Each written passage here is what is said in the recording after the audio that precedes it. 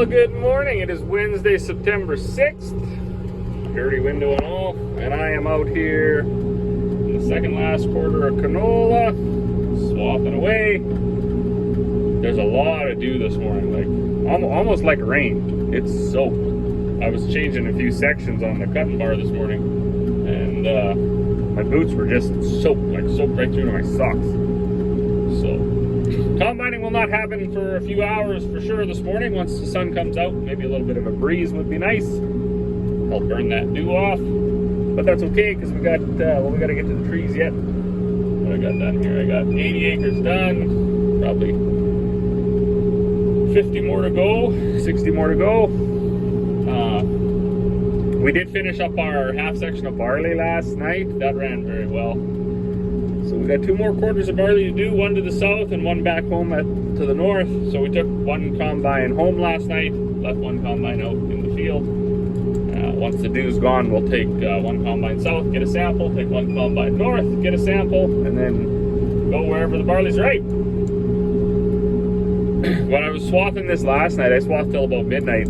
It just, it really clicked to me, because I've mentioned it in several videos throughout the spring season, throughout the summer and into the fall here, that the emergence was just not where it should have been for what we're used to, and for the seed drill that we have, and the whole show, just something was way off. The growing season was weird. Crops ripened too fast, or they didn't, one of the two.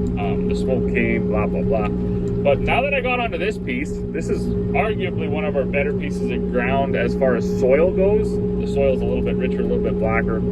Part of that is because there's a little creek that runs over there. And in June, most years, when the snow melts out of the mountains, that creek rises up and it floods way back out into this field, deposits a lot of river silt and stuff like that, and makes the ground just that much more lush or rich, whatever you want to call it. And so now, as we go down this little hill, right here in this little, generally it's a little bit of a low spot in a wet year, we'll get some of our best yields. And you can see the canola, doesn't disappoint as you go down there. Like, this is making a massive windrow. This could be one of the better canola crops I've ever swathed. Now, unfortunately, it's not 100% like this right across the field, but even when you turn around and head back to the west, it still stays pretty good. Right across the tree line on the other quarter, it gets, it gets progressively worse. And as you climb the hill to the east, to the west, it gets worse and worse and worse till you get to the top of the hill where it flats out, and then it gets good again. So, my brother-in-law, when he was out here baling yesterday or the day before, day before I guess, he mentioned, some land over by where they live. They kind of call it idiot land, because you can do almost whatever you want, and the land is so good that the crop will come pretty much regardless of what you do. So if you make a big mistake or whatever, and you can kind of see that down in, say, a 15-20 acre spot of this field, that even if you have poor emergence across your farm, or you didn't have something set right, or you didn't put enough fertilizer down, or whatever the case may be, this good ground is still going to save you. And it's not disappointing this year yet again. We always find, no matter what we grow here, right in this little area where I'm at right now, we'll get the best yields basically on our whole entire farm. And then as you climb up and you get over to the northwest corner, or even the north over here, it gets just a little bit worse. So all of this stuff, I've mentioned it so many times, and it's probably getting boring on the ears if you watch my videos consistently. But it's all for myself. It's just adding to that, trying to really establish and understand what happened this year, and I because this crop is quite good, and the seed drill settings wouldn't have changed from this field to the one over on the corner, to the one right across the trees, to the one north of town. It really has to be that, it was too dry, too hot, and our soil just couldn't take it. It's too light. We joke all the time that our soil needs a half an inch of rain every few days during the growing season, because it dries out so fast. And I have have a feeling now that even over seeding depth and everything like that, drill settings, it just has to do with too hot and too dry at the wrong time. So I don't know where the day is going to take us. I'm going to swath until someone else comes and swaths, and then I'll go maybe unload trucks or something. Lots of times they just unload the trucks themselves because it's not that big of a job if you got 2 or 3 people. So we'll see. We'll see where we get to. Well, just like that, I've been demoted. So Mother is now going to take over the swathing responsibility. She always claimed that was her favorite job. And they went from like I think a 12-foot versatile, maybe 400 with no cab. I remember Dad swathing wheat with that. And then they had that 4400. That actually the old Bachelors that Dad bought the farm from had. And then we had I don't know the number, maybe 4,000. That was a funny one because the wheel fell off on my brother when he was going down the field. He was curious to know what button he pushed to make the wheel fall off. So they had those 3 for a while. And then we got those John Deeres, the 2320 and 2360. And then that just wasn't cutting it anymore. They were 22-foot swathers. You needed 2 people, right? Just 2 swathers. We would double swath our peas and canola and even some of the barley and stuff. But you needed 2 operators and twice the maintenance basically. So in 2018 or 16, I can't remember what year that thing is. We bought that, and it was kind of a game changer for my mother because, like I say, she really likes swathing. So to have a really good swather, she a little more comfy in the cab too than some of them old ones. But I'm gonna head back and unload some grain trucks. I don't know if it's smoky or foggy or dewy or what the heck. It's cold. I know that. It's like 3 degrees. So that's no fun.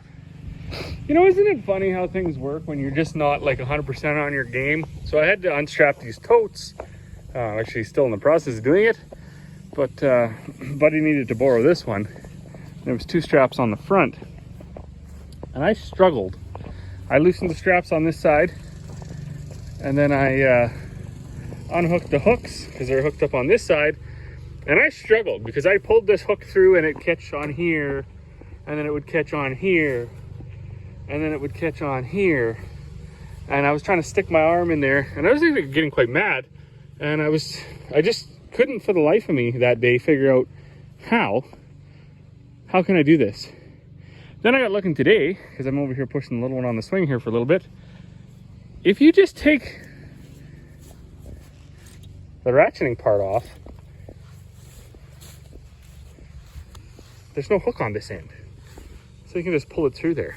Now, you might have a good laugh at that, but that's all too common when we get focused on stuff or we get tired and our minds get a little bit tired. So if you're finding yourself making some bad decisions or wrong decisions or dumb decisions, like trying to pull the hooked end through these totes, it might be time to go to the house, have a cup of coffee, take a little bit of a rest, because obviously you're not firing on all cylinders, and the only thing that's going to happen are negative things. At that point,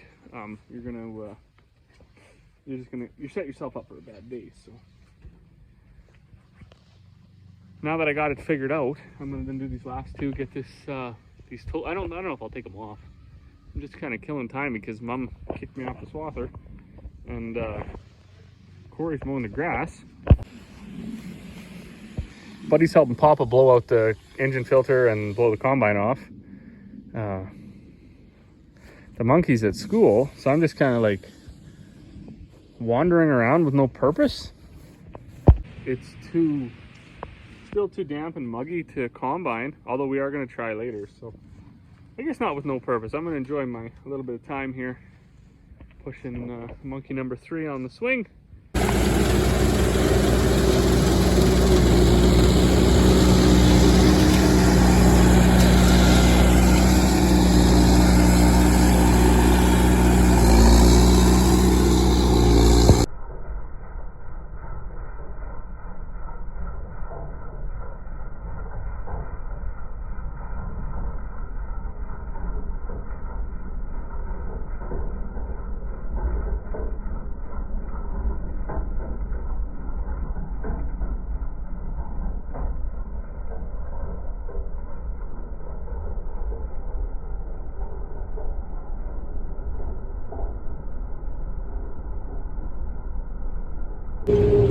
well, back on the swather.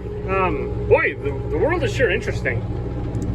We took a trip. We went through the park this summer, and we saw like a couple of sheep, bighorn sheep or whatever you want, mountain sheep, I don't know what they're called. We did see one black bear, but pretty much didn't see any animals till we got to the zoo in Calgary.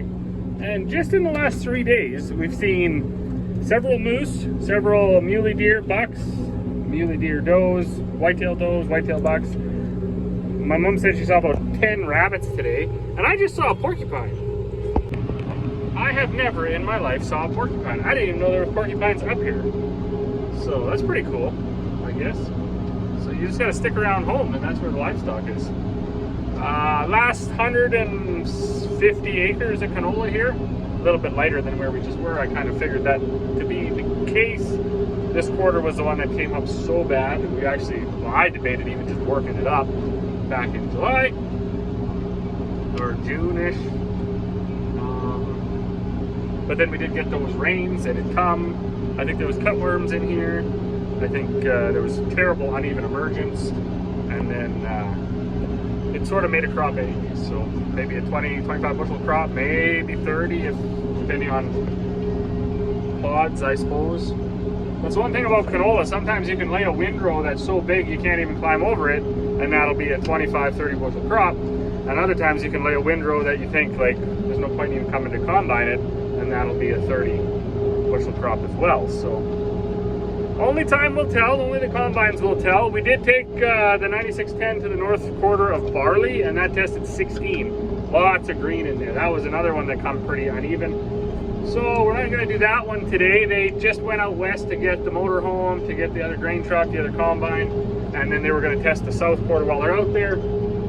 We are going to keep plugging away at it. It is early, right? So the guy doesn't need to stress about it, but we're going to we're just going to work away steady at it. We'll take the outside rounds off the south quarter. We'll take the outside rounds off the north quarter. Those are always your worst rounds for uneven crop, for green, for whatever, because they're affected so bad by the tree line. So we get those ones out, about 3 or 4 rounds, throw them in a truck or several trucks. Hopefully you want to be filling trucks. Bring them home, we'll dry them, we'll stick them in a feed bin, because we don't worry too much about that. We'll dry it good, won't worry about malt. Just worry about getting it dry, getting it safe, getting it stored away. That'll be a couple thousand bushels, and then by the time that's all done, the inside of the crop, that's your most even part of the field. Hopefully all that'll be ready, and we can tie back into another big bin and just start going at her.